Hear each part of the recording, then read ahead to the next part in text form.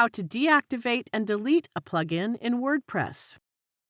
Removing old and unused plugins is considered a good practice that protects your WordPress website from vulnerabilities. To do so, log into your WordPress admin dashboard. Go to Plugins and click Installed Plugins. On my website, I can view all active and inactive plugins. To deactivate a plugin, just click the Deactivate option below its name. The plugin has been deactivated, but it is still available, and I can reactivate it by clicking this Activate button whenever I want. If you don't want to keep this plugin and want to delete it forever, click the Delete option. It shows a success message.